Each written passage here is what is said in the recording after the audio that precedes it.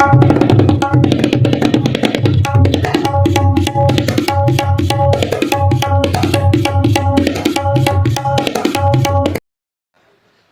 मोकाट जनावरांचा बंदोबस्त करणार की नाही?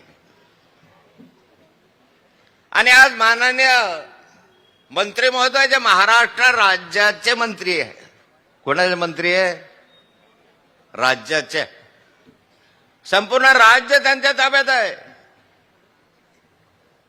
अख्खं राज्य त्यांच्या ताब्यात आहे. त्यांच्या प्रचारासाठी मुख्यमंत्र्यांना या ठिकाणी यावं लागतं. एवढा महत्वाचा व्यक्ती आहे आमचा मंत्री. आणि आतापर्यंत नाथाभाऊला काय म्हणायचं? नाथाभाऊ हे सगळेचे सगळे आहे, जेवढे मांजरे कुत्रे डुकर वगैरे होते, हे नाथाभाऊला म्हणायचं, नाथाभाऊ तुझ्या घरात घराणे सही आहे म्हणायचे की नाही म्हणायचं?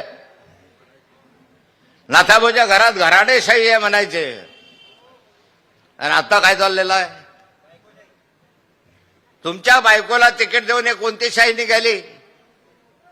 गिरीश महाजनने आपल्या बायकोला तिकीट दिलं, सावकारे साहेबांनी आपल्या बायकोला तिकीट दिलं, आमदार किशोर पाटलांनी आपल्या बायकोला तिकीट दिलं, चाळीसगावला मंगेश पाटील आहे, मंगेश चव्हाण, त्याने आपल्या बायकोला तिकीट दिलं, मुक्ताईनगरला आमदारांनी आपल्या मुलीला तिकीट दिलं. ही घराणेशाही नाही आहे? ही घराणेशाही नाही का? आता यांचं धोरण काय माहितीये? मागच्या कालखंडामध्ये विधानसभेच्या वेळेस लाडकी बहिणी योजना आणली. लाडक्या बहिणीनं 1500 घ्या, आम्हाला मतदान करा. अधिक माहिती दिली. आमच्या बहिणीने मोठ्या राख्या बांधल्या, काख्या बांधल्या, सगळ्यांनी मतदान केले, निवडून आणले. यांना आणलं की नाही? लाडकी बहीण योजना म्हणून आम्ही निवडून आलो असं आमचं सरकार बनत आहे. खरं आहे. पण आता नवीन फंडा काढला, त्यांच्या लक्षात आला तर लाडके बहीण बऱ्याचशा विसरत चालल्या. आता नवीन काहीतरी योजना काढली पाहिजे, म्हणून आता त्यांनी लाडकी बायको योजना काढली.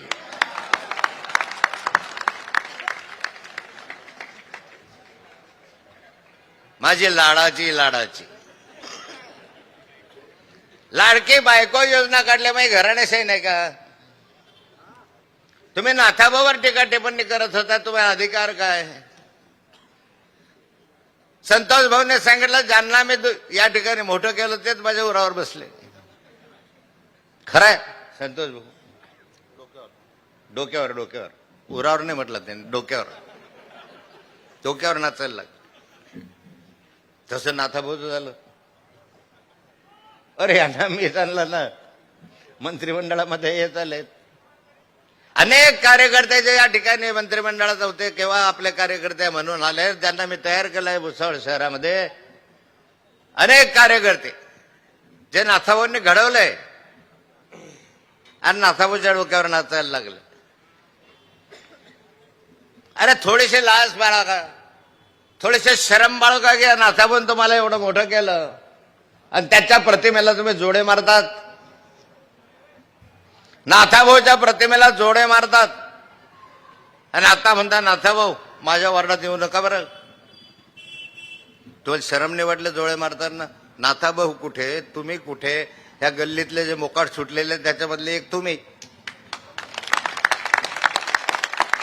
काय लायकी यांचे? यांनी नाथाभाऊच्या प्रतिमेला जोडे नाही मारले, यांनी समाजाला जोडे मारले. हा सारा समाज जो बसलेला त्या समाजाला जोडे मारले. 40 वर्षाचं आयुष्य आहे माझं राजकारणामधलं, 45 वर्ष. 45 वर्षात हे उद्योग केल्याने विकासाची दृष्टी ठेवली. म्हणून या भुसावळ शहराच्या विकासाला प्राधान्य दिलं पाहिजे, हे म्हणजे भूमिका आहे. आज म्हणता आम्ही सरकारमध्ये तुम्हाला पैसे देणार नाही, तुम्हाला निधी देणार नाही. निधी काय तुमची प्रॉपर्टी आहे का की तुम्हाला हिस्सा देणार नाही? निधी या जनतेचा आहे, तिजोरीमधला. तुम्हाला तो द्यावाच लागणार आहे.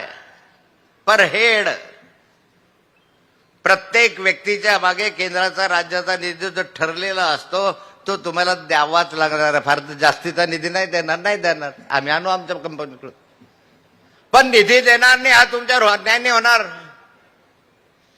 की मला मत द्या तर तुम्हाला पैसे देऊ, नाही दिलं तर नाही देणार.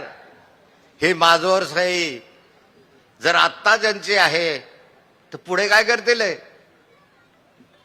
निधीसाठी अडवतील. आज साऱ्या गोष्टींसाठी अडवणूक चाललेली आहे. साऱ्या गोष्टींसाठी राज्यातलं चित्र तुम्ही पाहतात. आणि मग अशा रीतीने जर चाललंय, आज राज्य कुठं चाललंय? या साऱ्या शहराच्या विकासाच्या गोष्टी आहे, पण सर्वसामान्य माणसाची स्थिती काय आहे, काय भोगतात तुम्ही लक्षात येते तुमच्या. आमच्याही लक्षात आलं नाही हळूहळू. आम्ही ज्यावेळेस आकडे पाहतो की 10 वर्षाची गॅसची हंडी किती किमतीमध्ये होती, 10 वर्षानंतर काय भाव झाले, डोळे पांढरवायची वेळ येते. 15 वर्षापूर्वी 10 वर्षापूर्वी गोडे तेलाचे भाव काय होते, आज काय भाव आहे. अरे महागाई भराभरा गेली, वर डोक्याच्या वर गेली. आम्ही खालो, तुमच्या उत्पन्नामध्ये वाढ झाली नाही. उत्पन्न आहे ते आहे, पण महागाई डोक्याच्या वर गेली. महागाईचा फटका बसतोय या ठिकाणी. कुणाचे सरकार आहात? आणि मग अशा लोकांना आपण परत मदत करणार आहात. यासाठी मी तुमच्या समोर बोलायचं भरपूर आहे मला, पण शिंदे साहेबांचं ऐकायचं आपल्याला. पण माझी विनंती राहणार आहे, हे दिशाभूल करतील.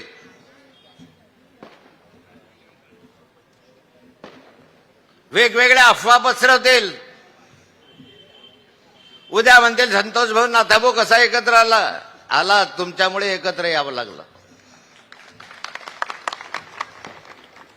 एका पक्षाखाली आहोत. ज्या एका पक्षात झाले ते एकत्र यायची टीका का करतात तुम्ही?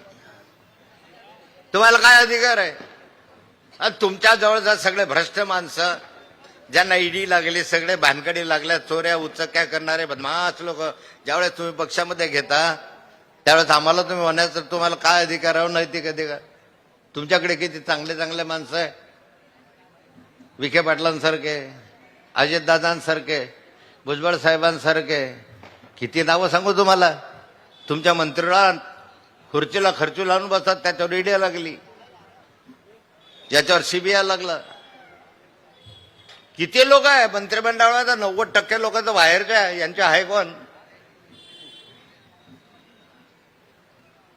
आणि ज्यांच्यावर आक्षेप आहे, ज्यांच्यावर आरोप आहे, मोठे मोठे करोडो रुपये, 70,000 कोटी रुपयाचा घोटाळा ज्या अजितदादा पवारांनी केला, ते यांच्या शेजारी जाऊन बसले. स्वच्छ झाले, स्वच्छ.